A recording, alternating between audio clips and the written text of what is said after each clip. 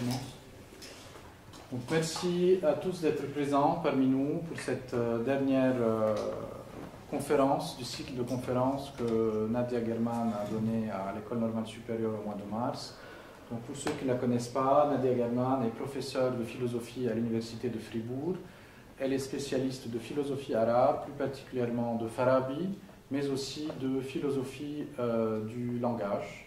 Et d'ailleurs, aujourd'hui, elle va nous parler de Farabi et de la philosophie du langage. Merci et je te laisse la parole. Merci beaucoup. Ouais. Et donc, j'espère que tout le monde a le handout. Oui, il me semble que oui. Donc, en effet, le titre de cette intervention, c'est « Qu'est-ce que la sagesse ?» Donc, l'accent sera sur sagesse et langage. Donc, ce binôme, pour ainsi dire. Ok, donc nous, les philosophes ou les historiens de la philosophie, aimons la sagesse. Le nom même de notre discipline l'indique. Mais quel est au juste l'objet de notre amour? Qu'est-ce que c'est, la sagesse? Évidemment, cette question n'a pas de réponse simple, puisqu'il s'agit d'un concept relatif. Relatif au sujet, au contexte, à la culture, au temps, etc. Dans ma conférence aujourd'hui, je me propose d'étudier une variante précise de ce concept, à savoir celle du Abu Nasr al-Farabi. Et j'ai mis tous les noms et toutes les œuvres et quelques mots sur le handout, donc si jamais vous les trouvez là-dessus. Donc, moi, je vais étudier ou discuter le concept de la sagesse de Farabi, qui a vécu à Bagdad pendant la première moitié du Xe siècle. Mon but consiste, dans un premier temps, à mieux saisir le concept général de sagesse à son époque et chez lui, et puis, dans un deuxième temps, à mettre en exergue sur cet arrière-plan une particularité remarquable du concept tel que le développe Farabi. Car son approche se distingue par le double fait que, d'un côté, il s'inscrit dans la tradition néoplatonico-aristotélicienne et adopte plusieurs traits essentiels que possède ce concept dans cette ligne. Nonobstant, de l'autre côté, il met un accent fort sur l'importance d'un facteur qui, dans la tradition grecque, ne joue presque aucun rôle, celle du langage. Or, quel est le rapport entre sagesse et langage? Et pourquoi justement le langage? Regardons de plus près le concept de sagesse de Farabi et commençons par son contexte historique. Et dans cette première partie de ma présentation, je m'appuie sur un article qui vient de paraître en 2021. Donc, premièrement, la sagesse, selon Farabi, est dans son contexte. Pour mieux comprendre ce que fait Farabi, il faut se rendre compte qu'il vivait à une époque où les différentes sciences et disciplines étaient en train de se constituer comme telles. En même temps, c'était une période qui offrait un vaste choix de sources d'inspiration intellectuelle, des mathématiques indiennes à la philosophie grecque, de la littérature persane à la poésie arabe, sans parler de la nouvelle religion, l'islam, et de son contexte central, le Coran. Il n'est donc pas surprenant que la notion de sagesse ait été très diverse et multiforme, en fonction de différents groupes et tendances. Dans mon article susmentionné, je distingue 3 approches prépondérantes, mais il y en avait certainement plus. Pour notre propos aujourd'hui, il est important de noter que l'expression qui, dans les premiers siècles après l'islam, rendait principalement sagesse, n'était pas le terme hikma, comme aujourd'hui, mais plutôt ilm. Et ça c'est un des mots que vous trouvez sur le handout. La traduction la plus courante de ilm, tel qu'il est employé en arabe moderne, est connaissance, savoir, quelque chose comme cela. Bien que le terme ait eu cette signification dès le départ, en arabe classique, les acceptions, nuances et implications supplémentaires de ilm sont beaucoup plus riches. Il s'agit de la notion charnière autour de laquelle tournent l'islam et la culture musulmane. Le rôle crucial que jouait cette notion est dû à la centralité et aux connotations spécifiques que lui accordait le Coran. Selon la révélation musulmane, chaque individu est appelé à rechercher ilm. Et c'est la condition sine qua non pour rejoindre le paradis perdu lors de la chute. Même si le terme coranique ilm ne signifie pas directement quelque chose de lié à la pratique, il implique néanmoins l'action, amal, c'est un autre terme que vous trouvez sur le handout. Saisir la vérité signifie percevoir les exigences imposées à l'humanité comme effet de la chute et requises pour atteindre la rédemption. Celui qui possède cette compréhension est appelé à agir. Ilm est et doit être recherché non pas pour lui-même, ou pas seulement, mais pour le salut ou pour l'obtention du bonheur. Bien que la connaissance soit généralement considérée comme précédant l'action, même dans les traditions islamiques ultérieures, le principe décisif pour équilibrer ilm et amal est resté le point de vue du prophète Muhammad, selon lequel la connaissance exige de bonnes œuvres et des actions appropriées. La signification exacte des expressions bonne œuvre et action appropriée était cependant un sujet de controverse. Est-ce qu'elle désigne des devoirs rituels prescrits par le Coran, tels que les prières quotidiennes, le pèlerinage à la Mecque, etc., ou plutôt les exigences vis-à-vis de la société, c'est-à-dire un ethos spécifique, ou alors peut-être les pratiques particulières qui préparent le chercheur à la connaissance, comme par exemple la méditation. Chaque groupe apportait ses propres réponses à des questions comme celle-ci. Notons donc pour l'instant qu'en dépit des connotations et implications distinctives relatives à chaque groupe ou approche, la notion de sagesse englobait au moins 3 axes. Premièrement, l'axe épistémique, à savoir la connaissance. Deuxièmement, l'axe téléologique, à savoir l'appel à un certain but. Et troisièmement, et par conséquent, l'axe pratique, à savoir les activités requises pour atteindre ce but.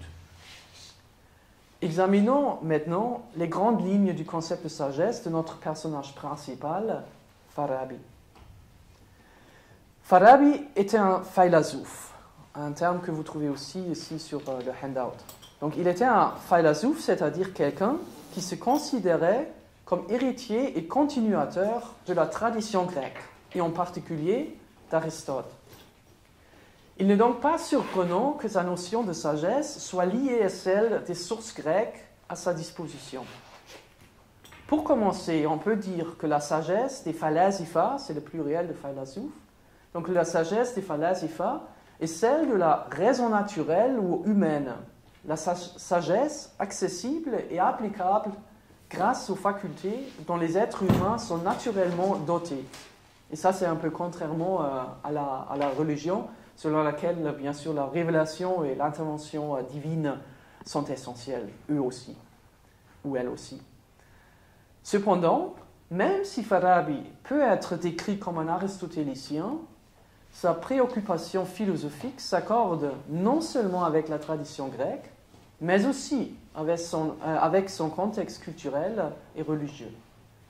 Elle tourne autour de la question de savoir comment chaque être humain peut atteindre le bonheur éternel, donc le salut, pour ainsi dire.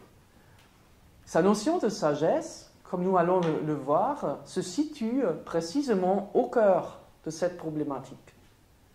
En un mot, selon Farabi, il faut de la sagesse, premièrement, pour découvrir le chemin vers la félicité, et deuxièmement, pour déterminer et mettre en œuvre les moyens et les activités nécessaires à son obtention. Si tout le monde, suivant Farabi, peut atteindre le bonheur, la majorité des gens ne sont pas capables d'y parvenir par eux-mêmes. Ils ont besoin d'être guidés. Et c'est le devoir du sage de se proposer comme guide. À ce stade, quelques remarques sur la notion de bonheur, sa'ada, sur le handout, de Farabi s'imposent.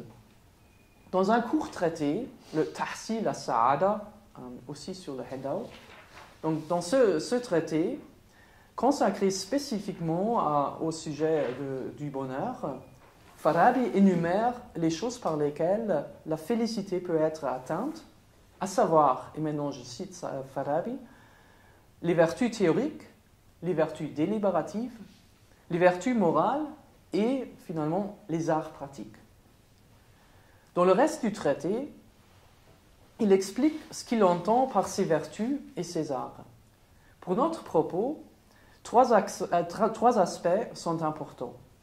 D'abord, ce que Farabi dépeint par le tahsil s'avère être le profil d'un sage, un genre d'être humain très rare qui possède non seulement des dispositions idéales pour développer les 4 vertus et arts susmentionnés, mais aussi les compétences suprêmes nécessaires pour les actualiser, c'est-à-dire pour les amener à la perfection.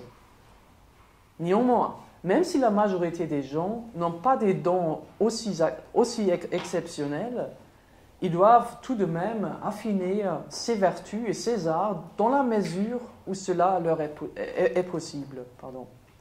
C'est en raison de leur capacité limitée qu'ils ne peuvent atteindre le bonheur par eux-mêmes, mais ont de ce fait besoin du sage pour remédier à leurs déficiences.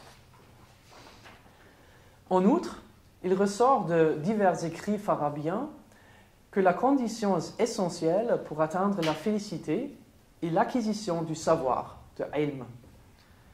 Comme Farabi l'explique dans sa Madina Fadila, aussi bien sûr sur le handout, donc comme il l'explique là dans la Madina Fadila, l'une de ces sommes philosophiques, chacun, indépendamment de ses dons naturels, doit connaître un large éventail de choses. Et pour cela, voyez ou regardez la citation 1 sur le handout, que je vais résumer brièvement maintenant. Donc, chacun doit connaître un large éventail de choses, s'étendant de la métaphysique, la cause première et tous ses attributs, à la cosmologie, les choses séparées de la matière et les corps célestes, en passant par la philosophie naturelle, donc les corps naturels et comment ils sont engendrés, comment ils se corrompent, et l'anthropologie, la formation de l'homme, jusqu'à la philosophie pratique, le gouvernant premier, les gouvernants qui doivent lui succéder, et puis la cité vertueuse et ses habitants. Donc, cette liste englobe essentiellement la connaissance de tout ce qui existe, ainsi que de ses principes. Une connaissance, bien sûr, qui, en tant que telle, est hors de portée du commun des êtres humains et uniquement accessible à un nombre très limité des savants. C'est un peu comme si on demandait aujourd'hui d'être spécialiste dans la théorie de relativité ou de la mécanique de quantum, etc. Donc voilà, c'est un peu comme ça. Évidemment, s'il incombe aux sages de remédier aux déficiences, comme nous l'avons dit plus haut, l'une de ces tâches consistera à transmettre, d'une manière ou d'une autre, les connaissances nécessaires à l'obtention du bonheur.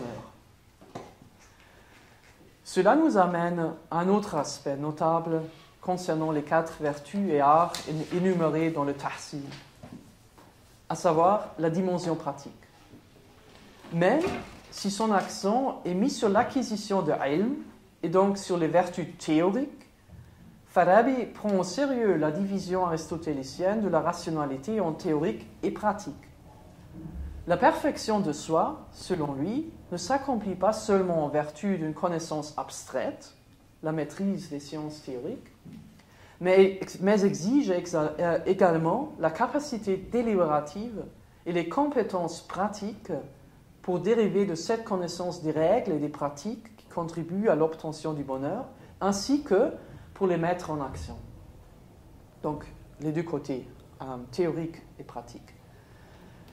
Comme dans les cas précédents, seules quelques rares personnes possèdent ces capacités, à savoir les parfaits philosophes ou les sages, dont le devoir est de faire naître les vertus théoriques et pratiques, et maintenant je cite Farabi, donc faire naître les vertus théoriques pratiques dans les nations et les cités de la manière et dans la mesure possible par rapport à chacun et chacune.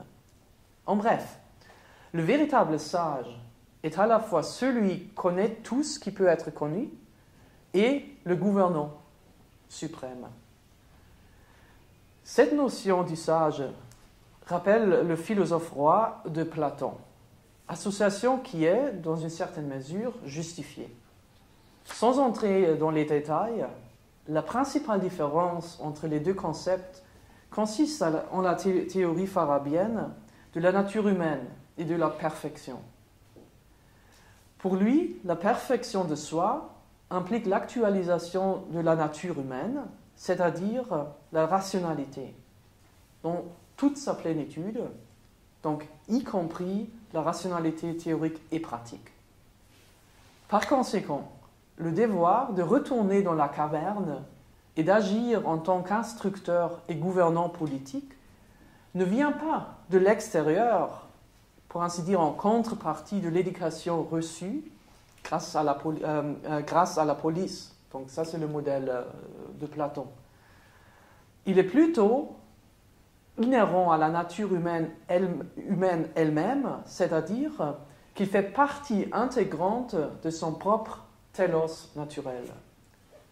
Cette interprétation spécifique des notions aristotéliciennes de nature et de perfection est remarquable, car elle permet à Farabi, d'une part, de présupposer l'existence d'une caractéristique spécifique distinguant tous les êtres humains en tant qu'êtres humains, à savoir la rationalité, et d'autre part, de rendre compte des différences individuelles en ce qui concerne l'actualisation réelle de cette capacité. Chaque individu a, pour ainsi dire, sa nature individuelle. Et je vais revenir sur ce point d'une nature générale ou spécifique, pour ainsi dire, une nature individuelle. Donc, chaque individu a, pour ainsi dire, sa nature individuelle. Or, étant donné que les hommes diffèrent en fait, quant à leurs facultés théoriques et pratiques, le perfectionnement de soi, de chaque individu, ne peut être déterminé de manière absolue, à l'avance pour ainsi dire, mais seulement en fonction de ses compétences particulières. En conséquence, dans l'univers de Farabi, tout le monde et toute chose a une place et une fonction spécifique à remplir dans l'univers. Dans la sphère humaine, c'est-à-dire dans le domaine de la politique, de la vie, partagée, dans la sphère humaine, le sage est le chef naturel et comparable au premier principe de toute chose dans le cosmos. Il est sage en raison de son ilm complet, c'est le côté théorique, et de sa capacité à transmettre ce savoir, ainsi qu'à ordonner la société d'une manière bénéfique à la perfection de soi de chaque membre. Donc ça, c'est le côté pratique. Tous les autres membres ont leur place dans la société en fonction de leurs compétences individuelles. Ainsi, les êtres humains remplissent des fonctions spécifiques dans la société, à l'instar des différentes tâches qu'accomplissent les organes d'un corps sain. Le principal défi pratique du philosophe roi est d'organiser la société de telle sorte que chacun occupe dans la cité, c'est-à-dire l'équivalent à la police de Platon. Donc il doit arranger la société de telle sorte que chacun occupe dans la cité une place qui corresponde effectivement à ses compétences individuelles et contribue ainsi au bon fonctionnement du corps politique. Finalement, afin de conduire chacun aux connaissances à ilm nécessaires pour l'obtention de la félicité suprême, le roi philosophe, le sage, et ces quelques individus qui sont suffisamment intelligents pour comprendre tout ce qu'il faut savoir selon la liste évoquée dans la citation 1. Donc tous ceux ou eux doivent se charger de l'enseignement, de transmettre ce savoir. Or, étant donné que la majorité des gens n'arriveront pas à appréhender tous ces principes et structures et trucs de manière scientifique, donc une vraie compréhension, il faut que les méthodes de l'enseignement soient adaptées. Il faut que les choses qui doivent être transmises soient traduites d'une façon ou autre. Nous voilà donc parvenus au point précis où entre en scène le langage et le lien en droit qu'il entretient avec la sagesse. Un lien qui, de prime abord, peut paraître un peu surprenant. Or, le dénominateur commun peut déjà être identifié dans ces grandes lignes. Il est ancré dans la tâche pratique ou politique du sage, la tâche de gouverner la cité, ce qui s'avère être en premier lieu la tâche de enseigner. Car comment enseigner autrement que par moyen d'une langue ?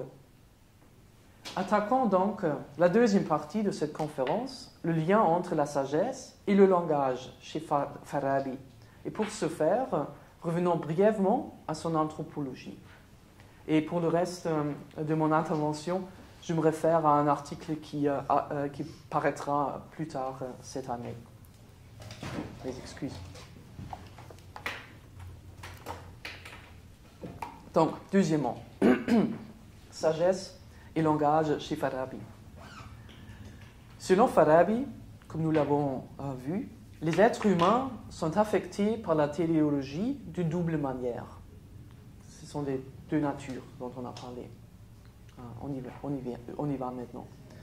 Premièrement, en tant que membres d'une espèce, ils sont dotés d'une nature qui détermine le ergon en lequel consiste leur perfection spécifique, leur perfection par rapport à leur espèce. Dans le cas des êtres humains, cette perfection est définie par la différence spécifique de l'humanité, à savoir la rationalité, et dépend de l'application de cette capacité, comprise en premier lieu comme l'acquisition de connaissances, l'acquisition de ilm. Ensuite, en tant qu'individu, chaque être humain possède une nature individuelle.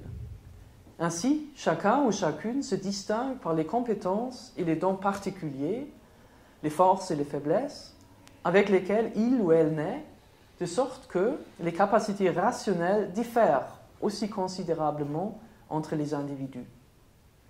Par conséquent, la manière dont les gens peuvent ou non actualiser leur capacité rationalité varie en fonction de leurs talents respectifs. La façon dont un individu peut mettre en œuvre sa part de raison, en devenant par exemple une intellectuelle, un artisan ou une ouvrière, donc cette façon ne dépend donc pas principalement de sa volonté ou de sa préférence, mais de ses dons distinctifs, c'est-à-dire de sa nature individuelle. En soi, cette diversité de compétences et de talents n'est pas particulièrement problématique, mais elle devient évidemment un problème lorsqu'elle est considérée dans le contexte du telos spécifique de l'humanité, à savoir l'acquisition de ilm, dont on a parlé auparavant. Car si mes capacités rationnelles sont telles que je ne possède pas les dons nécessaires pour devenir une scientifique, il semble s'en suivre nécessairement que je serais incapable à me perfectionner, que je manquerais à mon devoir naturel et n'arriverais pas à atteindre le bonheur. Donc pensez à cette liste magnifique dans la citation 1. Farabi était parfaitement conscient de ce danger. Mais contrairement à d'autres penseurs de son temps, il ne voulait pas tirer ces conséquences. À son avis, tout être humain, même le moins doué intellectuellement, peut acquérir les connaissances nécessaires à la perfection de la nature humaine. La quadrature du cercle et la résolution de cette apparente contradiction se trouvent dans sa nation de connaissance, de ilm, et dans le rôle joué par le langage dans son acquisition. Selon Farabi, les choses que les humains doivent apprendre afin d'accomplir le telos lié à leur espèce, et c'est la citation 2, donc ces choses sont connaissables de deux manières. Soit elles s'impriment dans leurs âmes telles quelles, soit par analogie et figuration. Sans doute, connaître les choses telles qu'elles sont est préférable à les saisir par analogie et figuration. Mais la seconde méthode est, elle aussi, parfaitement adaptée à l'acquisition de ce que Farabi considère comme connaissance et qui, par conséquent, conduit au telos envisagé, c'est-à-dire au bonheur. C'est précisément à ce point, en relation avec la question de savoir comment les choses s'impriment dans leurs âmes, que nous tombons sur le rôle crucial du langage. Car, comme nous l'avons déjà évoqué plus haut, l'acquisition de ilm, c'est-à-dire l'enseignement, ne se fait que par le biais du langage. Cela ne veut pas dire que Farabi ne reconnaît pas d'autres méthodes d'acquisition de la connaissance, comme l'observation ou l'induction. Or, outre le fait que très peu de personnes, voire aucune, ne sont suffisamment douées pour acquérir le ilm de manière empirique et autonome, le langage s'avère fondamental déjà au niveau d'opération mentale assez primitive, comme on le verra. Il n'est donc pas surprenant qu'en diverses occasions, Farabi accorde une attention particulière au langage et à sa relation avec la pensée et la connaissance. Puisqu'il aborde l'acquisition du savoir comme un problème d'enseignement plutôt que d'enquête empirique, il est tout naturel que son attention se porte sur le langage en tant que principal, sinon exclusif, moyen d'acquisition du savoir. Néanmoins, il faut bien noter que parmi les phalasifa, donc les philosophes qui se sont insérés dans la tradition grecque antique, donc que parmi eux, Farabi se distingue par son intérêt particulier pour le langage. Aristote, avec Platon, l'une des autorités incontestées parmi les phalasifa de toute couleur, donc Aristote avait déjà posé le problème de l'acquisition de connaissances dans le cadre de l'enseignement, comme on peut le voir au début de ses analytiques postérieures. Pourtant, ni lui, ni ses étudiants, à diverses époques et dans diverses régions linguistiques, n'avaient ressenti le besoin d'examiner le langage de plus près. Bien que les remarques éparses d'Aristote dans les catégories de interpretazione et d'autres endroits soient souvent considérées comme sa philosophie du langage, elle ne propose pas une étude du langage en tant que tel. Les éléments linguistiques ne sont pris en compte que dans la mesure où ils sont indispensables à la logique, puisque dans la tradition aristotélicienne, cette dernière s'articule dans une langue naturelle plutôt que formelle. Ni les commentateurs de l'Antiquité tardive, ni les précurseurs et contemporains immédiats de Farabi dans la sphère de Falsafa n'ont fondamentalement rompu avec cette pratique. Mais Farabi l'a fait. On peut se demander si son intérêt sans précédent pour le langage, en tant qu'objet d'investigation philosophique, n'a pas été suscité par le débat remarquable entre le grammairien Abu Sa'id al-Sirafi et le logicien Abu Bishr Mata. Tous les noms sont sur le handout. Et donc, entre Sirafi et Mata, le dernier est le chef de l'école aristotélicienne de Bagdad, où Farabi, d'ailleurs, lui-même a œuvré comme professeur pendant une période significative. Donc peut-être c'est inspiré par cet débat. En ce sens, ces réflexions répétées et érudites sur des domaines de la grammaire et de la linguistique, ainsi que sa reconceptualisation nuancée de la logique en tant que discipline, ont souvent été lues comme une réaction à ce débat. Cette évaluation peut être correcte. Néanmoins, elle ne peut expliquer pleinement l'importance de l'intérêt philosophique de Farabi pour le langage, lequel dépasse clairement le cadre de ces discussions-là. Compte tenu de l'évolution que ce domaine a connue depuis le XXe siècle, il est peut-être anachronique de parler de philosophie du langage comme je le fais souvent. Cependant, les réflexions de Farabi sur le langage justifient clairement davantage cette appellation que celle d'Aristote ou de ses commentateurs dans l'Antiquité tardive. Elles vont bien au-delà des analyses linguistiques requises pour l'introduction à une logique formulée dans une langue naturelle. Donc, au lieu de parcourir la tradition aristotélicienne pour trouver les éventuelles sources d'inspiration de Farabi, une approche plus prometteuse pourrait consister à examiner de plus près son environnement culturel immédiat. Car dès le début, le langage a joué un rôle central parmi les divers groupes de savants. Cela n'est guère surprenant au vu de l'importance qui lui est attribuée par le Coran à plusieurs égards. Entre autres choses, le Coran se présente comme une révélation divine transmise par le biais de la langage, en l'occurrence de la langue arabe. Par conséquent, en tant que canal de communication entre Dieu et son peuple, le langage, et en particulier la langue arabe, a attiré une grande attention de la part des savants.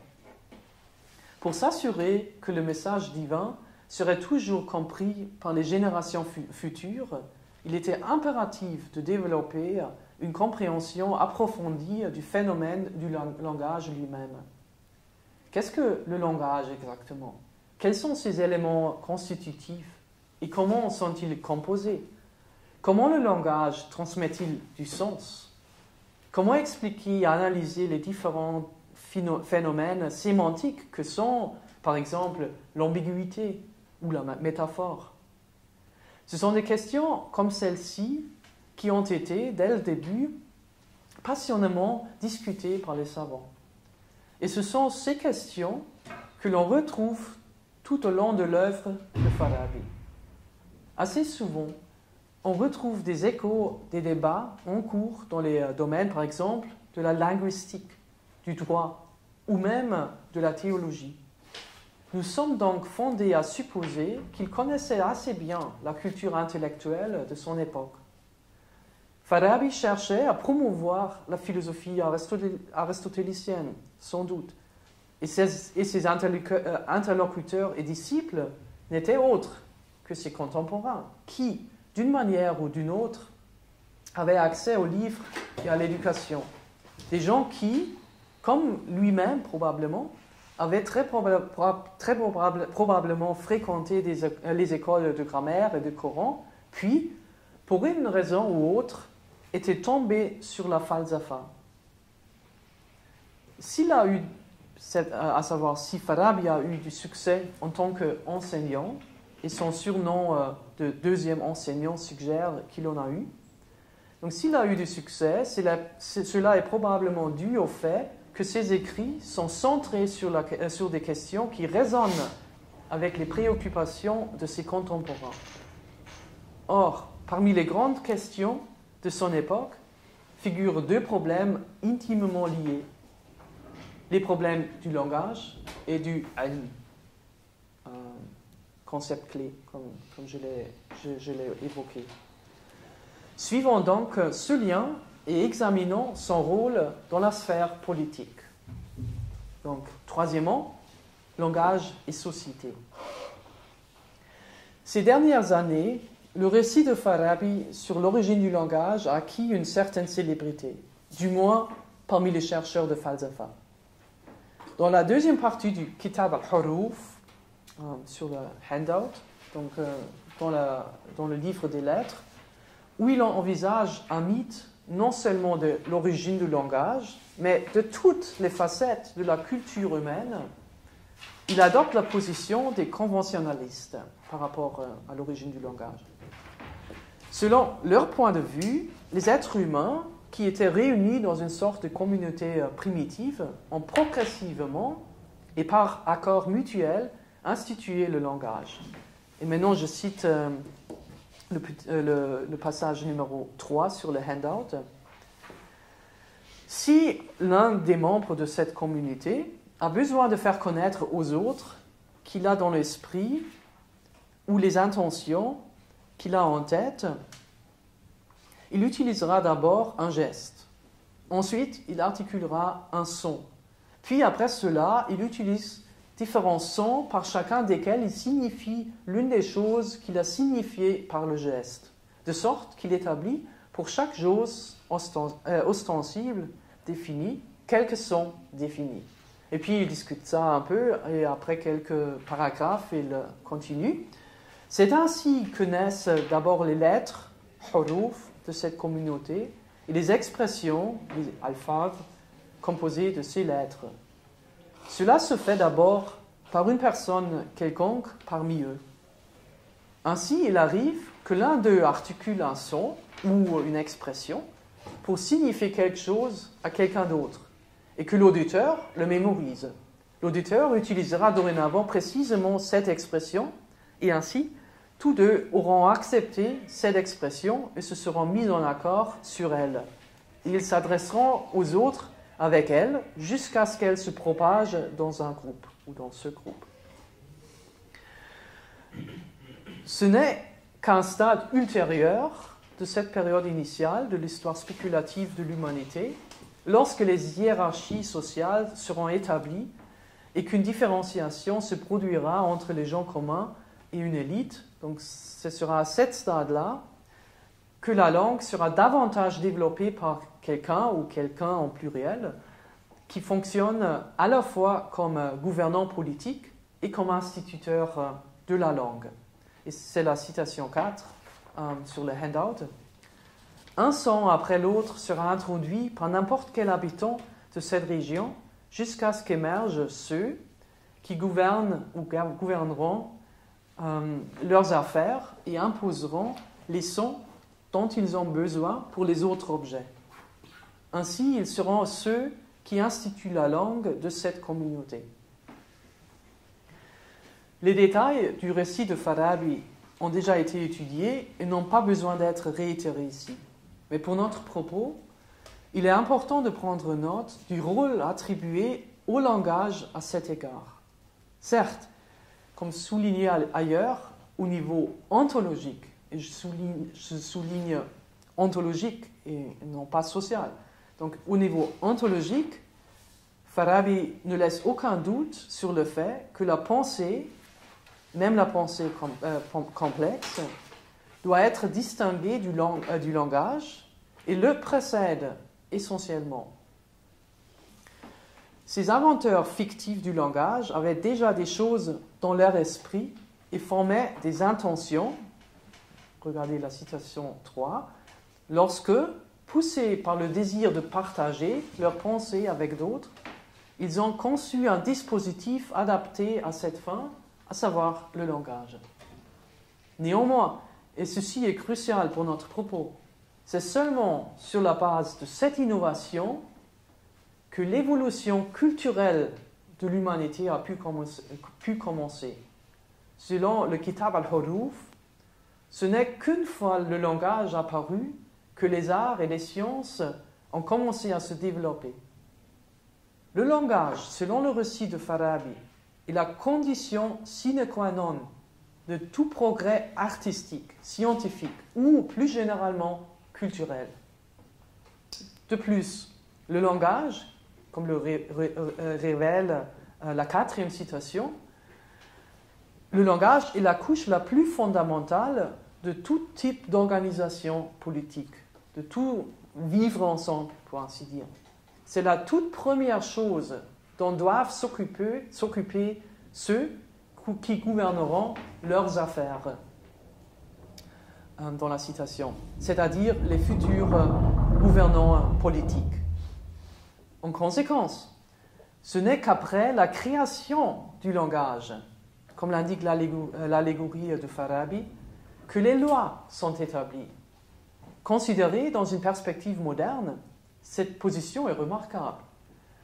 Farabi postule rien de moins que, d'une part, les gouvernants sont avant tout des instituteurs de langage, et seulement secondairement des autorités juridiques et puis exécutives, mais aussi que, d'autre part, l'institution de la langue, ainsi que son développement et son affinement, constituent les vertus politiques les plus essentielles, sur la base desquelles, et seulement sur la base desquelles, se fondent toutes les autres pratiques et institutions politiques, à savoir toute culture.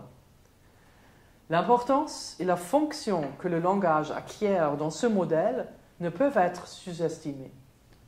Si le langage est le niveau le plus élémentaire de la pratique politique et en même temps la condition sine qua non de tout développement culturel, quel qu'il soit, il est littéralement constitutif de la société. Il est ce qui transforme une simple collection de personnes, un troupeau pour ainsi dire, en une véritable unité, c'est-à-dire une espèce sui generis, l'être social ou politique.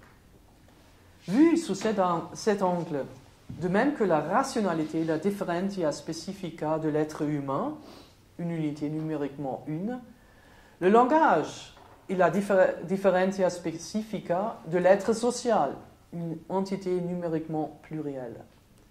Le langage, tel que nous pouvons résumer la position de Farabi jusqu'à présent, constitue le fondement sur lequel sont construits toutes sortes d'accomplissements culturels, toutes sortes d'interactions humaines et toute forme de société digne de ce nom.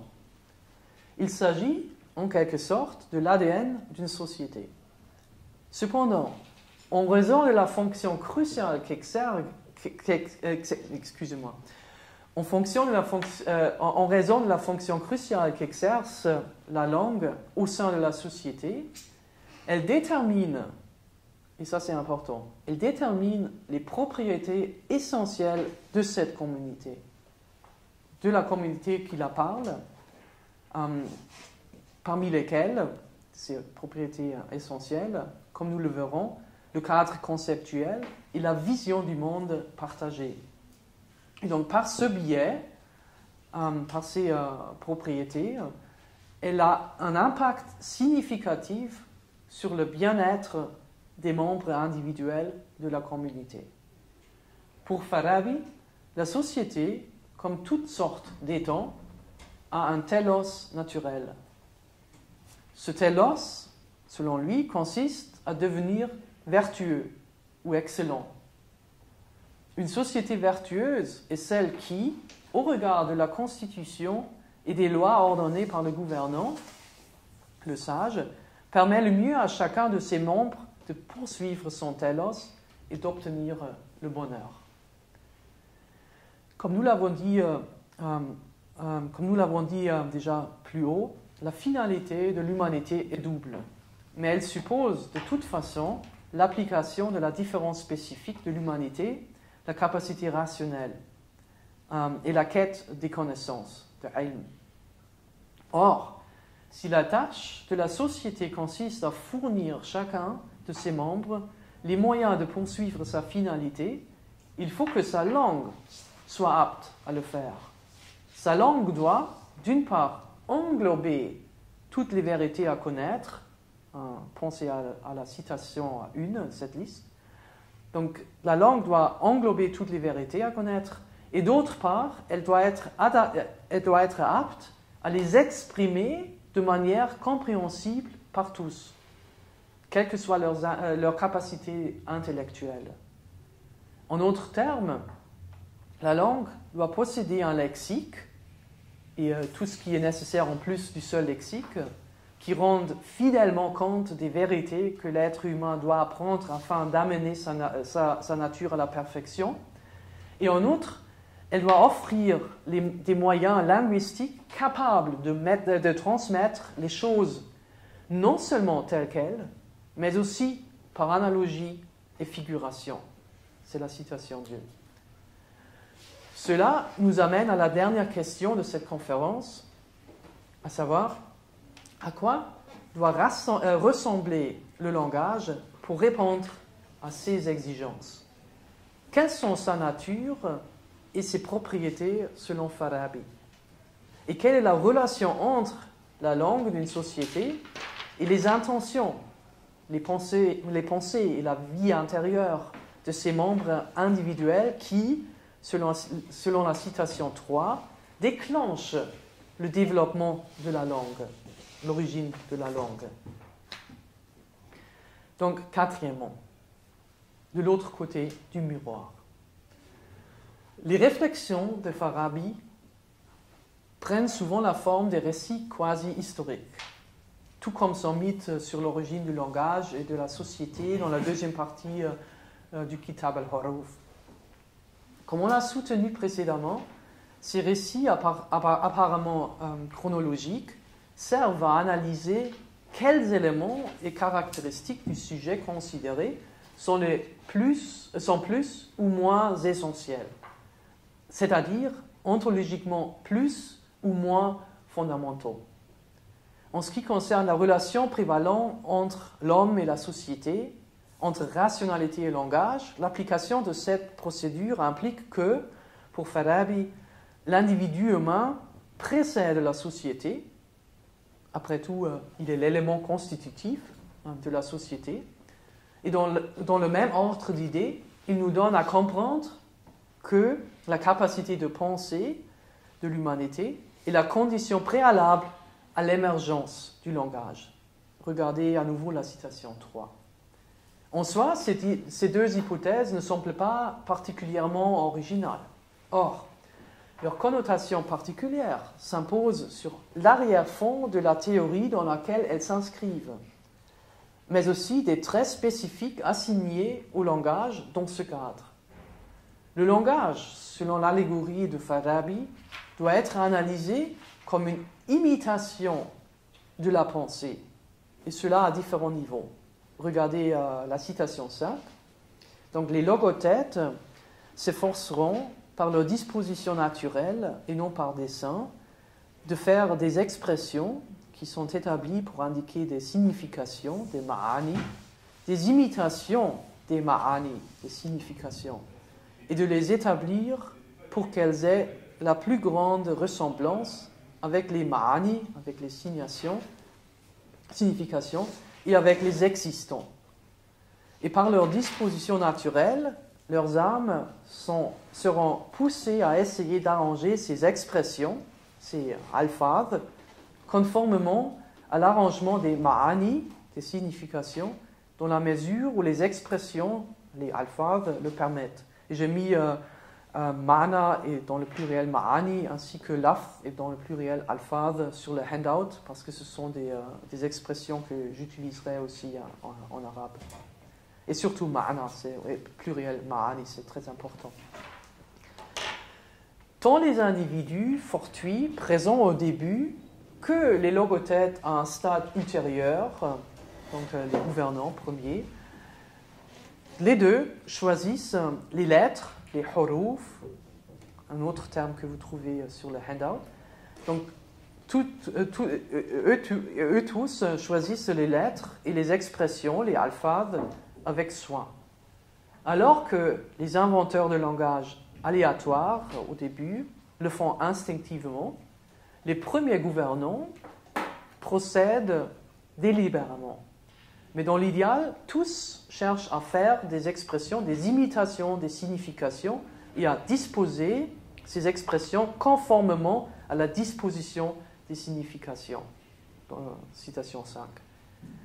Qu'ils soient mus par l'intuition innée ou par le dessein, les logothètes de Farabi tentent de faire en sorte que le langage imite les ma'ani, tant sur le plan sémantique que morphosyntaxique. Donc c'est l'arrangement dont il parle.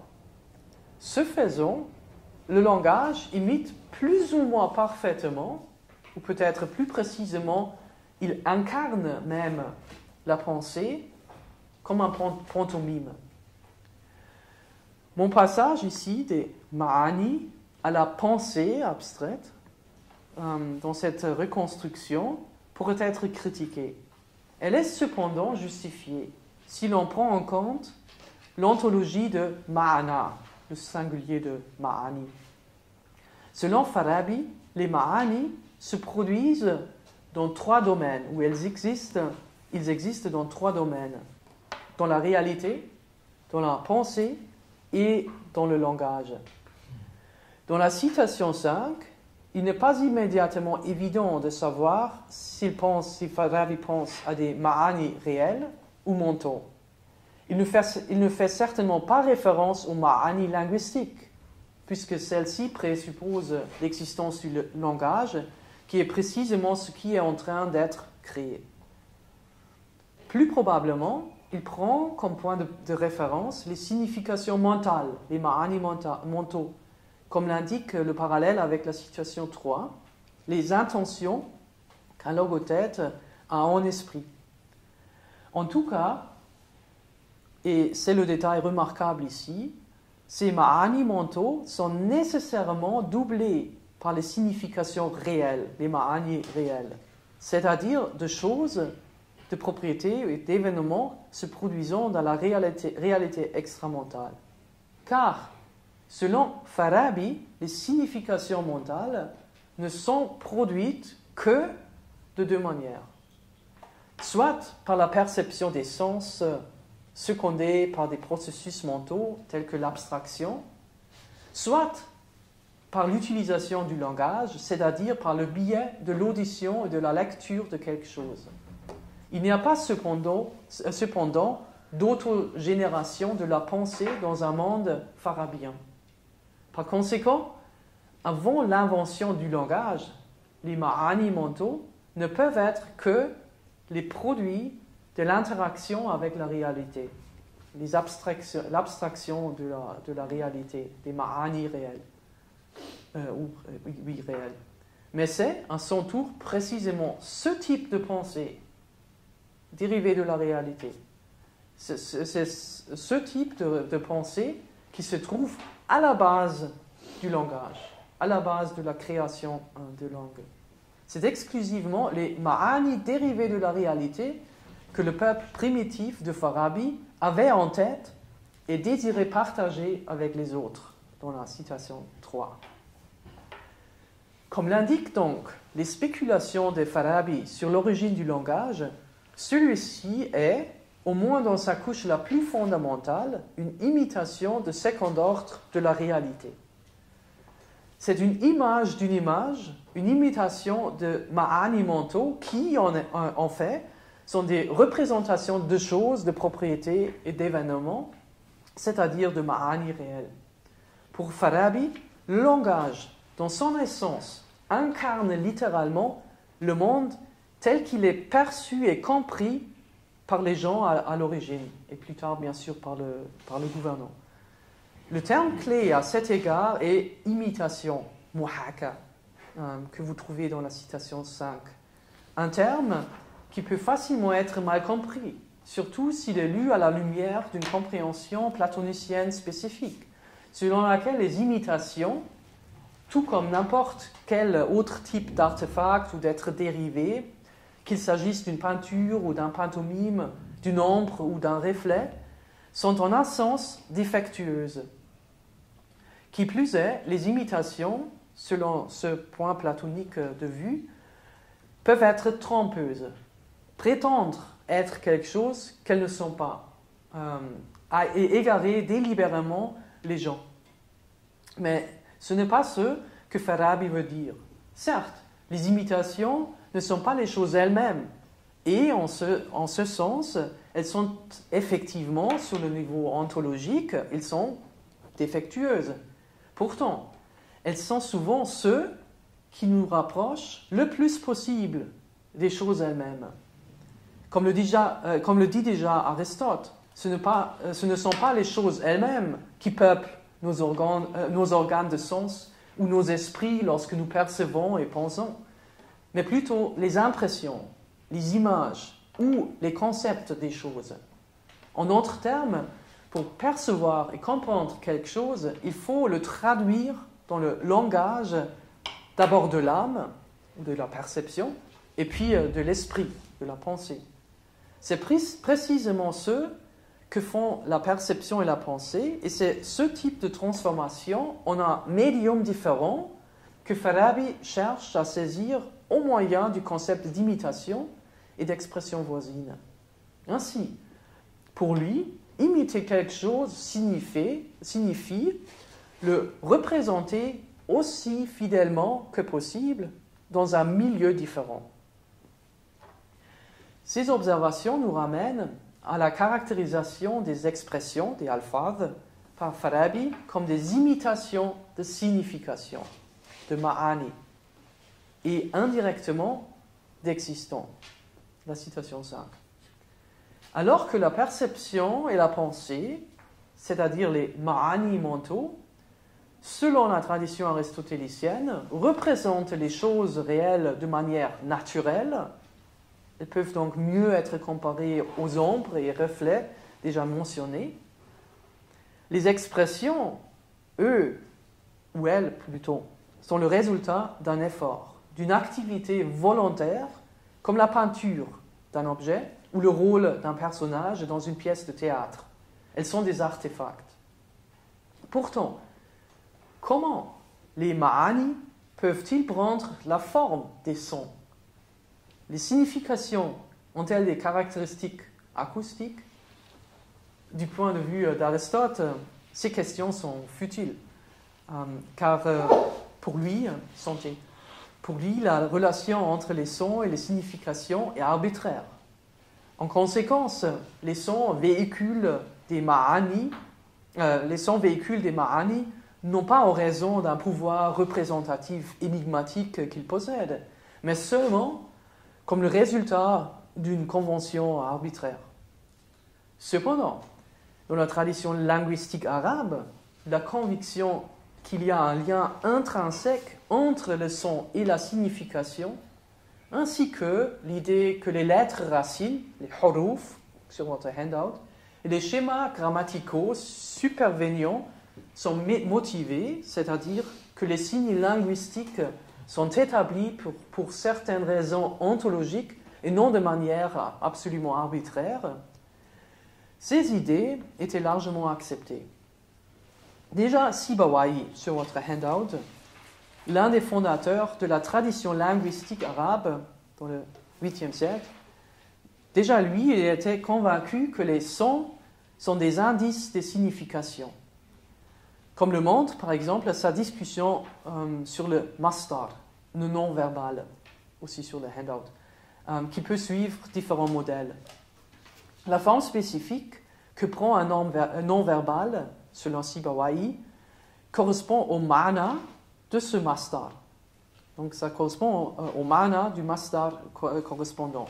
Ainsi, et c'est la citation 6, donc ainsi, parmi les non-verbaux, les masadir, qui suivent un même modèle, lorsque leurs significations, leurs ma'ani, sont proches les unes des autres, on trouve nazawan, et j'ai donné toujours les traductions approximatives en parenthèse. Donc on trouve nazawan et nakazan. En effet, ces choses sont en mouvement corporel véhément et frémissent en s'élevant. Conformément au modèle fu'al, par contre, sont formés nuza' et kumas, car le son s'efforce, en fait, d'émettre ce qui est émis dans le son, le nazawan, et les choses semblables. C'est comme les non-verbaux ralayan, parce qu'il s'agit d'un mouvement et d'une agitation véhément. Rafayan, parce qu'il s'agit d'une excitation de l'âme et d'un bouleversement. et khataran et lama'an, excusez-moi, parce que cela est dans un état de convulsion et de mouvement. Les ressemblances que Sibawayh suppose ici sont, premièrement, entre les schémas grammaticaux et leur signification, leur ma'ani, et deuxièmement, entre les sons constituant ces schémas et les choses dans la réalité extramentale, c'est-à-dire les événements ou activités dans la réalité. Cependant, non seulement les schémas, mais même les lettres racines, les huruf elles-mêmes, font écho à des choses dans la réalité, à des choses, des propriétés ou des événements. Comme l'affirme Ibn Jinni sur le handout, actif seulement quelques décennies après Farabi. Dans son livre Khasa'is, les subtilités de la grammaire, sur le handout, un ouvrage de grammaire spéculative, élargissant l'héritage linguistique en une philosophie du langage à part entier. Donc, dans ce livre, Ibn Jinni élabore, à partir des lettres racines bahatha, ce qui signifie rechercher ou chercher, aussi sur le handout. Et donc, je cite citation 7. En raison de sa rugosité, le ba, la première lettre racine, en vertu de son son, ressemble au bruit d'une griffe frappant le sol. Le ha, en raison de sa roussité, ressemble aux griffes d'un lion ou d'un loup, ou de leurs semblables, lorsqu'elle pénètre profondément dans la terre. Et le tha, en raison de l'expectoration, représente l'étalement du sol. Comme le pense Ibn Jinni, chaque harf, donc chaque lettre racine individuelle, en vertu de son son spécifique, fait écho à quelque chose dans la réalité. Et c'est pour cette raison, c'est-à-dire en raison du pouvoir des sons vocaux, d'évoquer, c'est en raison du pouvoir des sons vocaux d'évoquer des images correspondant à des actes ou des événements dans la réalité, que les anciens Arabes ont soigneusement sélectionné ces sons et aucun autre pour former les racines et les schémas linguistiques. De cette manière, et Ibn Jinni en est convaincu, ils ont créé une effigie acoustique parfaite de la réalité. Ceci nous reconduit à la théorie de l'imitation linguistique de Farabi et à la sagesse, et nous amène à nos remarques finales. Le langage, dans son ensemble, comme veut le montrer le récit mythologique de Farabi sur l'origine du langage, donc le langage dans son ensemble représente la réalité, c'est-à-dire les ma'ani réels sous-jacents à la pensée. Pour lui, le langage est, avant tout, un moyen de transmettre de connaissances, ilm, sur le monde, sur sa structure et la finalité de l'humanité. Au fur et à mesure que la langue évolue, le cadre conceptuel et la vision du monde partagée de ses locuteurs évolue en se cristallisant à la fois dans le lexique et dans la grammaire, les schémas, etc.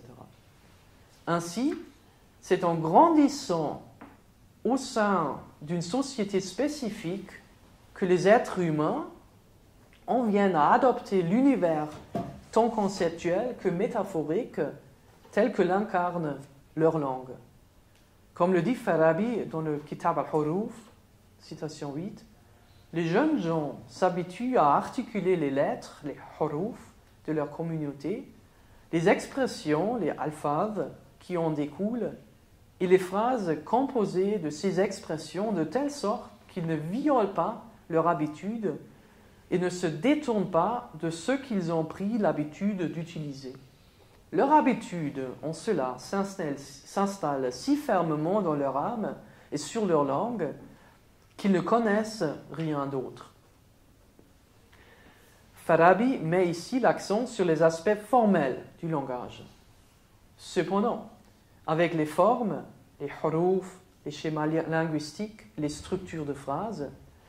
Avec ces formes viennent les ma'ani, matérialisés tant dans le lexique simple, que dans les récits complexes. La langue se révèle être la mémoire culturelle d'une société construite au fil du temps. Farabi décrit ce processus comme l'émergence d'abord de la rhétorique et ensuite de la poésie. C'est le trésor commun. En cours de route, des discours et des poèmes sont produits pour raconter des rapports historiques sur les affaires passées et actuelles, il dit. C'est en vertu de ces récits, ainsi que de la communication ordinaire et quotidienne, que la progéniture d'une société est instruite foncièrement, comme le note Farabi. C'est la dernière citation sur le handout. Les générations suivantes mémorisent les discours et les poèmes, ainsi que les rapports historiques et l'étiquette qu'ils contiennent et qui étaient courants chez leurs prédécesseurs. Si les êtres humains ne peuvent exister que dans des sociétés, et si les sociétés dépendent pour leur existence du langage en tant que caractéristique distinctive, alors la qualité d'une société, c'est-à-dire son orientation ou non vers le but ultime, la félicité, dépend de la qualité de leur langue. La possibilité pour les membres les moins doués d'une société d'acquérir du ilm, par analogie et figuration, citation 3, dépend du corps linguistique établi à travers les âges et cultivé par des gouvernants, des sages successifs. Dans la pensée de Farabi, contrairement à celle de tous les autres falasifa, la langue est pleinement reconnue comme le prisme qui façonne la vision du monde des êtres humains, dans la mesure où ils naissent et grandissent dans des sociétés. C'est donc principalement des enseignements matérialisés dans leur langue, dont les gens communs au moins, dépendent pour atteindre leur télos individuel. Et c'est pour sécuriser cette porte d'entrée à travers le ilm vers le bonheur que la langue doit être traitée et utilisée avec soin et par de véritables sages, comme nous l'apprend Farabi. Et c'est aussi pourquoi, mutatis mutandis, il faut avoir une académie française, bien sûr. Voilà, c'est autre chose. C'est exactement ça.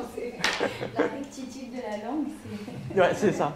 Donc, ça régit la société. Ouais. Donc voilà, merci. C'est pour ça qu'on devient fou quand on fait des anglicismes et tout ça. Ah oui, je comprends complètement, ouais, parce que ça change vraiment tout. Donc merci beaucoup pour votre attention.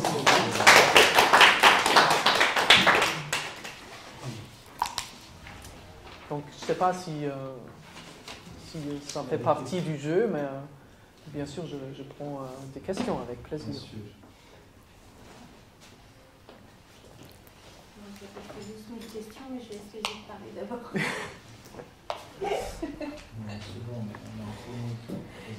Alors, déjà, juste une petite clarification que je n'ai pas bien compris à la fin de ton exposé. Tu dis que Farabi adopte une position conventionnaliste, et donc il n'y a pas de motivation des sons. Si. Alors voilà, c'est ça qu'il y a, ouais. Il y a un endroit où j'ai raté quelque chose. Voilà. Oui, mais il y a quand même, donc il est un conventionnaliste, mais en même temps, il est convaincu que la façon comme procédaient les inventeurs de la langue, c'est quand même motivé. Donc ils suivent leur instinct. Non, mais ça c'est motivé. Ça peut être comme chez Platon. Chez Platon, c'est motivé parce qu'on ne va pas, par exemple, prendre le même son pour désigner deux choses différentes. C'est motivé, mais c'est en même temps... Pas les sons. Si. C'est ça que je... Ouais. Donc lui, il quand même prend de la tradition, de ce que tu as dit, la tradition grammaticale, traditionnelle, islamique, etc. Il prend ça en plus, et il corrige un peu la tradition, disons, philosophique aristotélienne sur ce point-là. Oui, c'est ça. D'accord. Ouais. Ça, je n'avais pas bien compris. Ouais. Alors maintenant, j'ai une petite question générale sur donc, le rôle de la langue. Parce que, je ne sais pas si j'ai raison, mais j'ai l'impression qu'on peut dire que même sur le plan des élites intellectuelles, on était dans une situation de pluralisme linguistique. Puisque déjà dans les milieux philosophiques, il y avait de l'arabe, du syriaque et du persan. Donc il y avait plusieurs langues, puis elles étaient quand même très très différentes. Donc parce que je dis ça parce que nous, dans le domaine latin, on n'a pas ce genre de situation. Dans le sens où... Mais si, les gens, les savants, ils parlaient leur langue, et leur vernaculaire. Oui, mais alors le vernaculaire, c'est autre chose parce que ce n'est pas des vraies langues. Oui, donc au maximum, mais quand même. Tu es dans une situation de diglossie, où tu as une langue savante et puis des langues secondaires qui deviennent progressivement des langues savantes au cours du XIIIe siècle, doucement. Mais pour Farabi en tant qu'intellectuel, il était quand même confronté à une vraie pluralité linguistique. Non. La situation est vraiment comparable à celle de l'Europe au Moyen-Âge. Donc on apprend une langue qu'on parle comme langue maternelle et dès qu'on commence à étudier à l'école, on apprend l'arabe. Mais ça c'est pour les gens, pour les gens ordinaires, ils étaient en situation de diglossie. D'accord, mais je veux dire dans les milieux intellectuels savants, ils étaient confrontés à des gens qui n'étaient pas de langue maternelle. Non. Si, bien sûr, mais c'est comme en Europe. C'est pas grave. Là, on parlait aussi des vernaculaires, mais la langue, la lingua franca, c'était le latin. Ici, c'est dans Donc, c'est pareil que dans le domaine latin, c'est-à-dire que la pluralité des langues, entre guillemets, est une sorte de non-événement, quoi. Enfin, c'est pas un problème majeur, quoi.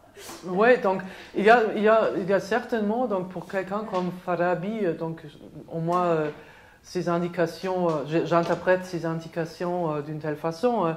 Donc il se rendait compte que les langues parlent des langues différentes, des gens parlent des langues différentes, mais quand même, c'est pour dire évidemment, c'est pas tellement une question théorique qui s'impose. Donc pour lui, c'est quand même, il y a la langue, et la langue peut être décrite d'une façon théorique qui peut être exprimée dans des termes techniques de la grammaire ou de la linguistique. Oui, mais c'est d'accord, mais s'il y a une motivation des sons, ça veut dire qu'une langue donnée, précise, va informer, comme tu dis, un substrat culturel, et il ne va pas être le même dans une autre langue, y compris quand on écrit de la philosophie dans des langues savantes différentes. Est-ce qu'il y a une réflexion là-dessus? Non, pas du tout. Bon. Donc, mais quand même, il y a des réflexes peut-être, ou des échos, disons, indirects, parce que à la fin, c'est clair qu'il se soucie beaucoup du niveau, de la qualité de la langue. Et donc, il y a dans ce Kitab al-Huruf, il y a des passages où il critique l'arabe, qu'il signifie certaines choses qui ne sont pas ces choses-là. Donc, par exemple, ils utilisent des formes qui insinuent qu'il s'agit des accidents dans la réalité, mais en vérité, ce sont des substances. Oui, et donc, il y a des fautes. Il y a des défauts, ouais. Ça peut exister dans les langues. Et dans la langue arabe, naturelle, pour ainsi dire, donc, qui existe telle qu'elle, il y a des choses qu'ils devaient corriger, ou bien il faut se rendre bien compte. Voilà, c'est peut-être misleading un peu. Donc ça se trouve. Le processus rate de temps en temps. C'est ça. Donc c'est pour cela que j'ai souligné. Donc c'est le monde tel que l'ont perçu et compris les inventeurs du langage ou de la langue. Et donc bien sûr, on peut se tromper. C'est comme la connaissance. Des fois, il n'y avait pas de ressources linguistiques suffisantes, donc on a utilisé le même mot pour dire plusieurs choses aussi. C'est pas ça qu'il. En tout cas, c'est pas un l'impression qu'on a de l'équivocité. Ouais. dans la théorie grammaticale grecque. Oui, donc ça, c'est pas un point qu'il soulève, mais ça pourrait s'inscrire. Ce genre de... Ouais. Après, j'ai une deuxième question générale justement sur l'usage des langues. Est-ce que tu penses qu'on peut faire le rapport donc, de cette dimension éducative, enfin, d'enseignement du sage dans la conception farabienne, qui est intrinsèque à la définition du sage au lieu d'être un peu subi entre guillemets dans une conception platonicienne. Ouais. Est-ce que tu ferais et le fait que contrairement à la situation latine, les gens du peuple, les gens du commun, on va dire, à qui s'adresserait cet enseignement, il n'y a pas de communauté linguistique, puisque les savants médiévaux, ils étaient en situation de diglossie, puisqu'ils avaient une langue maternelle et une langue savante, mais le peuple commun, il n'était pas en situation de diglossie, il parlait que sa langue à lui. Et donc, du coup, est-ce que tu ferais le lien entre cette dimension d'enseignement essentielle à la définition du sage, donc de restitution sous des formes différentes, avec le fait que l'organon long, c'est quelque chose qui a vraiment du sens, et deux, il y a une communauté linguistique entre le savant et le non-savant, et dans le domaine latin, on ne comprend pas grand-chose de l'organon long, on ne comprend pas à quoi ça sert, et il n'y a pas de communauté linguistique du savant au non-savant, ce qui fait que le rapport du savant au non-savant n'est pas un rapport d'apprentissage. C'est un rapport d'autorité. Donc, par exemple, typiquement un rapport de prédication, par exemple, mais qui ne consiste absolument pas à transmettre une connaissance. Et ensuite, la connaissance qu'on va attendre du simple mortel, on va dire, c'est une connaissance extrêmement c'est même pas minime, c'est une infraconnaissance par rapport à la connaissance des savants. C'est-à-dire, il va savoir dire le credo par cœur en latin en comprenant absolument rien ce qu'il raconte, et il va avoir une légère explication en vernaculaire au moment de la messe par donc ce qu'on attend du peuple, ça n'est pas une connaissance. C'est très, on commence à exiger une connaissance, à une sorte d'intériorisation de la foi, d'approche cognitive de la foi, mais c'est 3 fois rien, c'est 3 éléments du credo qui se battent en duel, Dieu est un, il est trine, c'est presque rien, il n'y a pratiquement aucun contenu cognitif. Est-ce que tu ferais le lien entre ces différences, et donc du coup, l'idée que tu vas développer des argumentations qui vont se dégrader selon l'organon long pour s'adapter au public à qui tu t'adresses, parce que quand même tu veux avoir une argumentation, tu veux le convaincre, tu veux lui transmettre une connaissance, dans une langue qui est commune, puisque dans le domaine latin on ne traduit pas la Bible en vernaculaire, tu vois, c'est même interdit dans le sud de l'Europe. Donc voilà, tu as compris mon idée. Est-ce que tu serais d'accord avec ça, de faire ce lien entre ces différents éléments? Un tout petit peu, parce que je crois peut-être il faut juste souligner le fait que pour Farabi, donc l'idée c'est évidemment que plus ou moins chacun ou chacune a accès à une sorte d'enseignement. Et donc que chacun, chacune, dans une cité bien ordonnée, bien réglée, bien vertueuse, dans une telle cité, dans une telle communauté, chacun, chacune peut apprendre par analogie, etc., au moins par analogie, les vérités qu'il faut connaître. Mais en même temps, c'est clair que selon lui, ça ne dépend pas exclusivement d'une seule ou d'une langue particulière. Donc on peut apprendre n'importe quoi dans n'importe quelle langue. Quand même parler la même langue. C'est exactement ça c'est exactement le cas, et c'est pour cela que pour lui il peut envisager que les récits métaphoriques que contiennent les différentes langues qui doivent être différentes parce que les langues sont qui doivent être différentes parce que les langues sont différentes. Donc chaque langue, pour ainsi dire, a son récit parfait ou sa façon de parler métaphoriquement, par analogie, etc., parfait pour elle-même. Et donc les récits se distinguent relatifs à la langue. Et quand même, ces récits, où là, il parle de religion, ça c'est exactement ce que fait ou ce que représente la religion. Donc le récit métaphorique ou développé dans une certaine langue. Donc si la langue est bien formée, ce récit aussi, il est bien formé. Et donc il peut avoir plusieurs religions vertueuses, pour ainsi dire. Donc il n'y a pas cette idée dont tu parlais par rapport à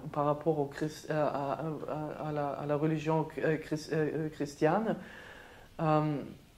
Il n'y a pas cette concentration sur une religion et une vérité, ou une vérité, il y a une vérité, mais quand même, on peut la représenter dans différentes langues. Ça, c'est un peu l'idée qui, vraiment, je crois, très intéressant et peut-être aussi très surprenante. Je ne sais pas si c'est pas exactement à ta question. Mais, Moi, j'avais une question. Juste, donc, Ibn Jinni, ce qu'on a lu, toi, tu dirais que ça s'adapte à Farabi. Farabi, je vois des parallèles. Dire que les sons sont motivés en termes même de lettres de l'alphabet. Ce passage de Ibn Jinni, tu as retrouvé des échos chez Farabi. Comment tu as fait le lien en fait? Donc, si tu regardes la citation 3, après les deux, cette séparation que j'ai indiquée. Donc c'est ainsi que naissent d'abord les lettres, huruf. Donc bien sûr, c'est question que signifie huruf ici. Mais tu peux les facilement lire comme lettres racines. Donc naissent les lettres huruf, les lettres de cette communauté, les expressions, les alphabes composés de ces lettres. Et cela attends, et puis tu continues avec, c'est où non, avec cette imitation, truc, c'est quelle citation encore ah oui, c'est la citation 5, et puis donc il explique que les inventeurs du langage s'efforcent, ou s'efforceront, de faire des expressions, des alphabes, qui consistent bien sûr en huruf et les schémas, des imitations des ma'ani. Donc comment est-ce que tu peux faire des expressions telles quelles, des imitations de ma'ani? Et puis, donc ils font les imitations des ma'ani, ils parlent à travers de ces ma'ani avec les existants. Et puis c'est après qu'ils parlent de l'arrangement. Et donc, ça, tu peux lire facilement comme morphosyntaxe ou quelque chose comme cela.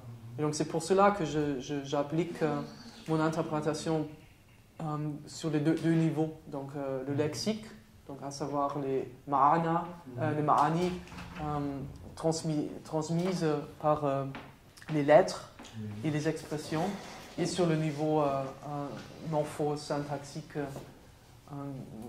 ici indiqué par l'arrangement. Je vois. Juste que je termine.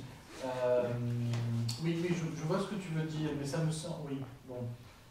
Non, c'est très très intéressant comme thèse, parce que justement, ce n'est pas ce à quoi on pense en premier lieu, c'est-à-dire, oui, moi je dirais qu'il y a chez Farabi une forme de conventionnalisme, mais qui est un peu matiné de je ne sais quoi, de muhakkak et d'imitation. Mais là, j'ai l'impression que ce passage de génie, c'est quand même, déjà au sein de la tradition arabe, c'est très très très particulier, parce que voilà, la plupart sont conventionnalistes en réalité, en tout cas les noms des théologiens et les... Ouais, mais même... à ce point mais ce qui est important, il n'y a pas d'exclusion entre être conventionnaliste et être naturaliste en même temps. Donc ça se trouve dans Ibn Jinni, c'est clair. Donc pour lui, il y a cette convention, donc c'est un peu comme Farabi. Donc il y a les gens qui au début qui parlent, ce sont pour lui, donc il se concentre sur l'arabe évidemment, donc ce sont les anciens arabes, et eux ils inventaient les huruf et les schémas, etc. Mais ils le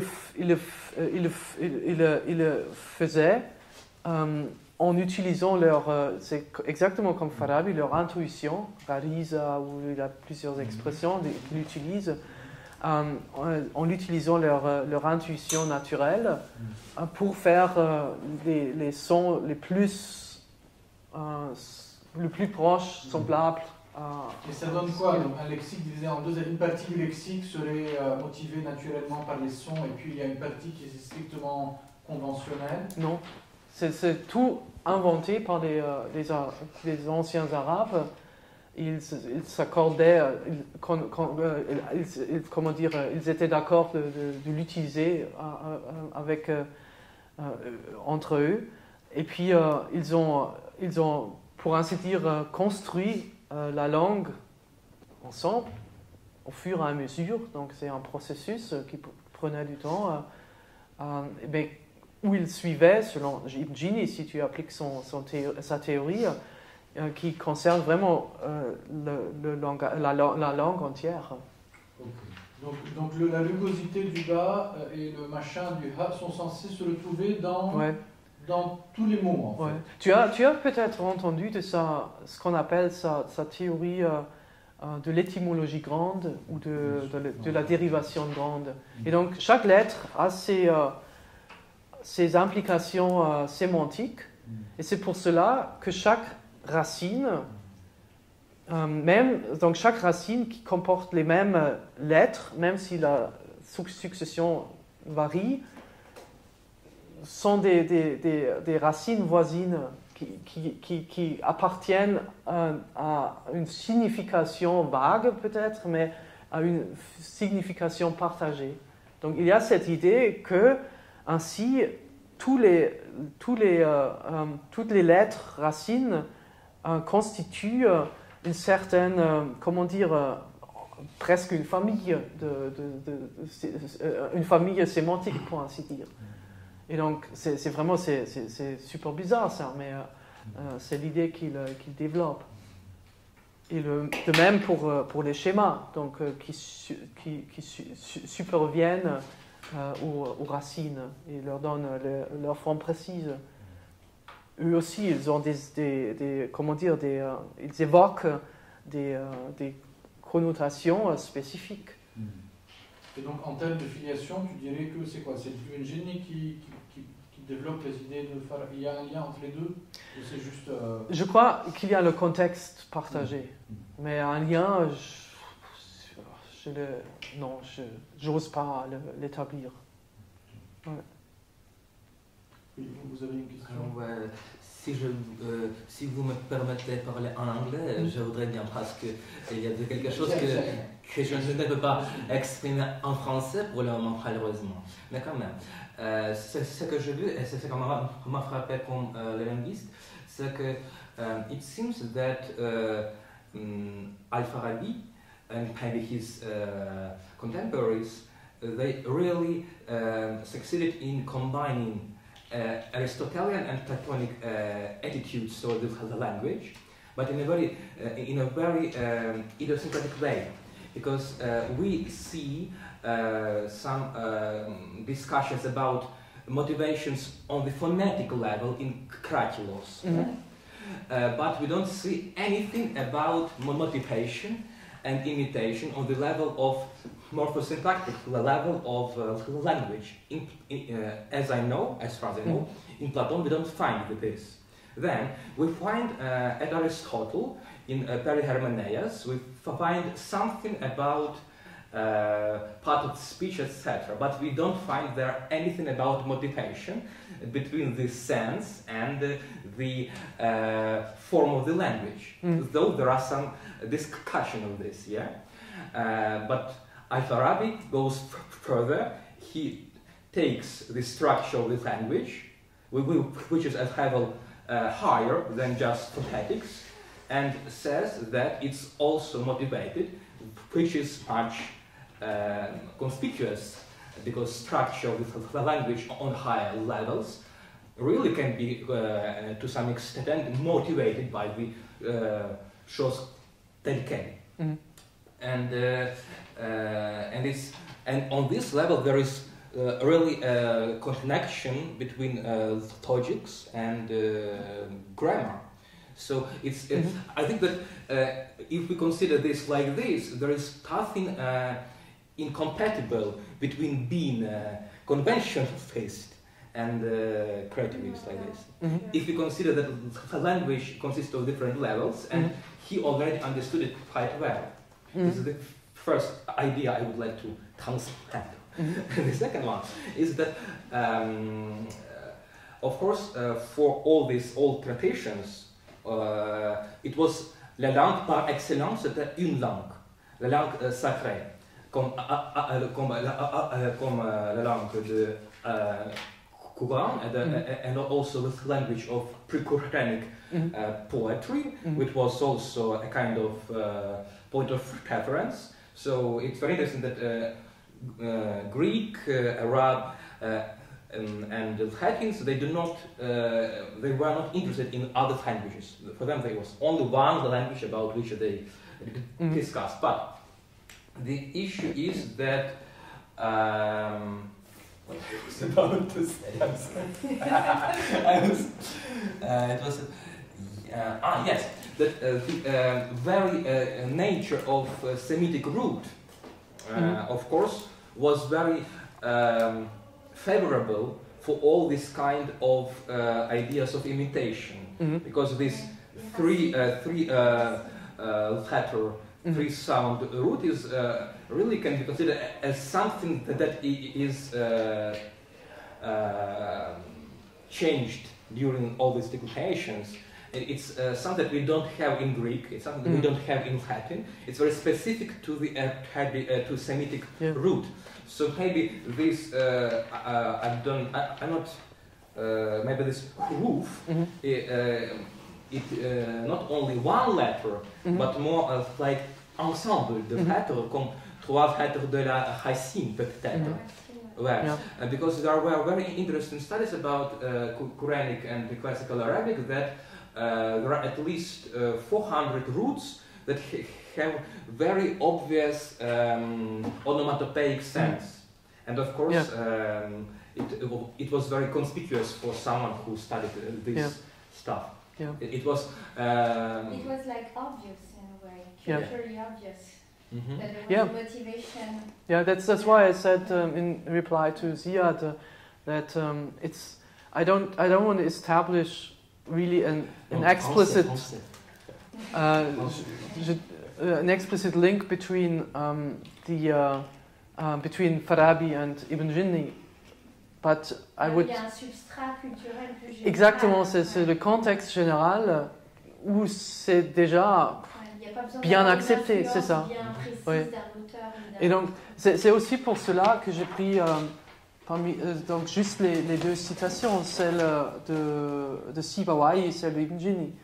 Avec Sibawayh, je voulais montrer donc déjà au début, lorsque pour la première fois, pour ainsi dire, la linguistique comme discipline apparaît sous forme écrite. Donc déjà là, on a cette idée comme un donné, pour ainsi dire, une donnée. Donc c'est un fait.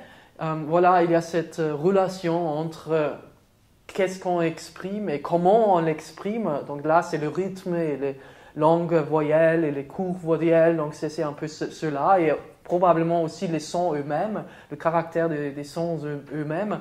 Donc qui ressemble à ce qu'elle représente ou ce qu'il représente dans la réalité, dans les choses, comme il dit. Et donc ça, c'était déjà, apparemment à cette époque-là, c'était bien établi. Donc il y avait pourquoi le mettre en question, hein. Non, c'est clair. Et puis, je voulais ajouter juste une première remarque avec laquelle je suis complètement d'accord. Il y a dans les commentateurs de l'Antiquité tardive, il y a certaines positions, par exemple Ammonius, qui eux aussi lisent Aristote, mais à travers d'une position platonique, d'une façon, mais il transcende même cette position qu'on peut trouver dans le Cratyle. Il la transcende dans le sens qu'il indique que les sons ou les expressions, donc aussi, je crois, il pense à ce qu'on entend, donc l'apparence acoustique, que les expressions peuvent être il ne parle pas des imitations, mais c'est plutôt des reflets, comme on les trouve dans un miroir, par exemple, des reflets des choses qu'elles représentent. Il n'explique pas exactement, donc là il parle des modèles, je crois que c'est l'expression qu'il utilise. Il n'explique pas comment ça se passe. Et donc voilà, on a un peu l'impression que voilà, il faut regarder Ibn Jini, il explique tout. Donc de la base ou des bases. Donc, et là je suis tout à fait d'accord, c'est pour cela que j'ai mis Huruf en parenthèse dans la citation 3, parce que je crois aussi, lui il pense aux racines. C'est vraiment les racines qui évoquent. Je crois que nous, dans la tradition latine, on a l'étymologie, bien sûr. Ouais. Mais je crois que c'est vraiment très différent. Ouais. Et surtout si on regarde. Parce que les langues sont très différentes. Et ça se voit tellement clairement si on regarde le système verbal en arabe. Tu as toujours les 3 lettres racines et tu jongles avec eux. Tu mets un peu comment dire, quelques infixes, préfixes, quelques voyelles que tu changes, mais c'est toujours autour de ces 3. Après, oui, juste pour nuancer un peu, il ne faut pas oublier que c'est une invention de grammairien aussi. Cette idée de fonctionnement par racine, c'est peut-être naturellement inscrit dans certaines langues, mais en tout cas, ce qui est certain, c'est que pour une grande partie, c'est une invention de grammairiens. Les Syriaques, avant l'influence des grammairiens arabes, qui ont inventé cette façon de combiner les lettres, suivant aussi des règles un peu d'algorithmes mathématiques, etc., faisaient comme les autres langues, c'est-à-dire il est classé par ordre alphabétique, c'est-à-dire c'est juste pour nuancer, c'est-à-dire je ne sais pas dans quelle mesure... Mais ça c'est juste l'arrangement.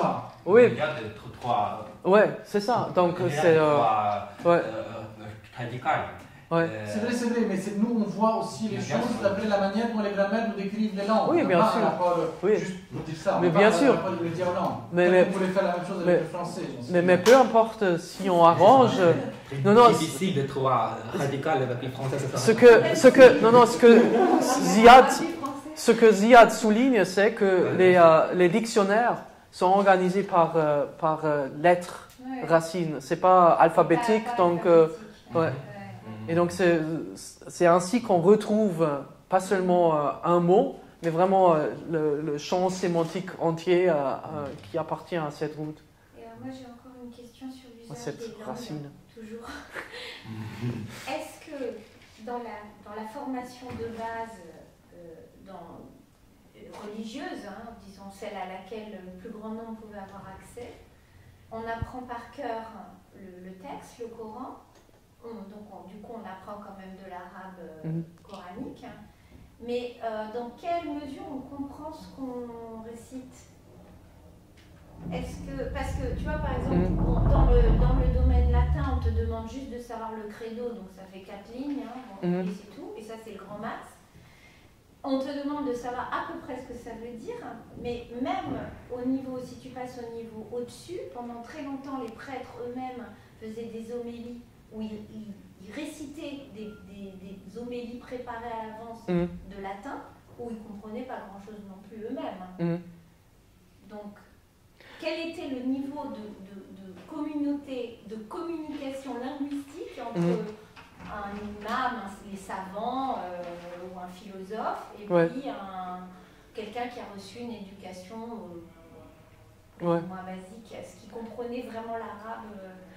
Ouais, donc il me semble, selon ce que j'ai lu, mais je suis pas spécialiste d'enseignement, j'ai travaillé un peu là-dessus, et j'avais l'impression selon ce que j'ai lu, donc je crois qu'il n'y a pas vraiment des statistiques ou quelque chose comme cela, Mais tous ceux qui allaient au moins à une école grammaire ou de grammaire ou école de Coran, ils apprenaient la langue. Ils comprenaient la vraiment langue. ce qu'ils disaient et ils comprenaient quand quelqu'un leur parlait.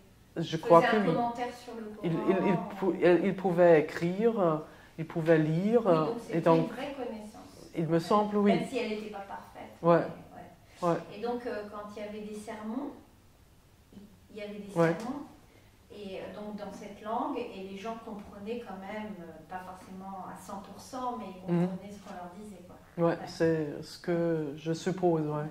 Parce que, Après, il y a autre chose aussi, peut-être que la nature du rapport entre le vernaculaire et la fusha et le classique est différente, les deux langues. C'est-à-dire que elles sont plus ça proches. dépend des régions, ça dépend des gens. Évidemment, c'était un empire étendu sur des régions qui n'étaient même pas arabophones de naissance, mais dans les pays arabes, c'est une différence de registre et c'est graduel.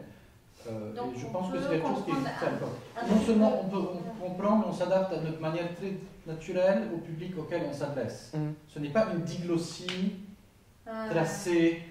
Donc ça peut être un arabe classique un petit peu arrangé, C'est un toujours, petit peu adapté. Voilà, c'est une régulation en fonction du registre. Ouais. Voilà. Après, je ne suis pas historien des langues non d'accord. plus. Donc, Parce que dans le domaine latin, quand on s'adressait aux gens du peuple, on faisait de la prédication en vulgaire.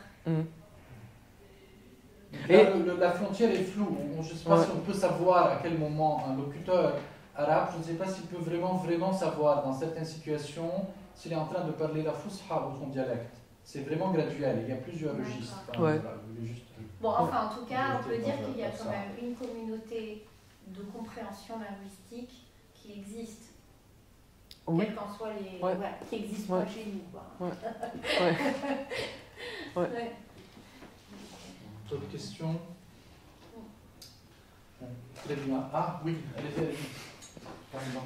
Si j'ai bien compris, ce ne sont pas les choses, mais les images de choses qui s'impriment dans l'âme. C'est vrai, oui. Ouais. Et ils sont imprimés avec l'aide de L, oui. Ou Ils sont imprimés. comment sont-ils imprimés? Comment? Donc, ça se passe d'une façon. Au début, c'est plus ou moins physiologique. Donc, on commence par regarder, écouter, etc., les choses. Et donc, il s'imprime dans l'âme. C'est un peu comme se reproduit dans notre œil ce qu'on voit. Et donc, on peut garder ces images qui se produisent dans notre œil. On peut les garder dans la mémoire. Donc, on a les images mentales, pour ainsi dire, qu'on peut révoquer. Ouais. Et donc, ça, c'est un peu ce qui se passe pour les deux premières étapes. Et puis, pour continuer, continuer à partir de ce qu'on a stocké dans la mémoire, à gagner des concepts abstraits, à savoir vraiment les ma'ani mentaux dans le sens étroit, donc ceux qu'on utilise lorsqu'on fait de la science. Donc on n'a plus des images, on parle des arbres si on fait de la botanique. Et, donc on ne montre plus des images, mais voilà. Donc on a des concepts abstraits. Et pour y arriver, là il faut avoir un processus qui s'appelle abstraction, qui est un peu difficile, parce que comment est-ce qu'on fait pour vraiment comprendre quelle est l'essence de la chose dont on s'occupe. Et là, on peut produire des erreurs, on peut faire des fautes, etc. Donc on a parlé auparavant. Donc on peut mal comprendre les choses qu'on a vues et stockées et analysées. Et voilà, donc, mais là, il y a plusieurs théories dans le monde arabe et aussi dans le Moyen-Âge latin. Donc il y a souvent basé sur Aristote, donc des théories d'abstraction. C'est le même. C'est similaire, donc c'est le même genre, disons. Et aussi, quelle est la différence entre esprit et âme? Parce Donc, que j'ai lu qu'ils sont imprimés dans l'âme et après dans l'esprit. J'ai utilisé ces deux mots pour distinguer entre le processus quasi-physiologique qui se produit sur le niveau perception et stockage. Et puis, tout ce qui passe sur le niveau de compréhension véritable, donc scientifique. Donc ça, c'est ce que je signifie ici par esprit. J'aurais pu utiliser le terme intellect. Donc, et âme, j'aurais pu remplacer par sensation, quelque chose de semblable.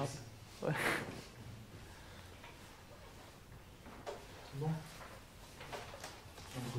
Merci beaucoup. Merci, Nadia. Merci à vous. Merci.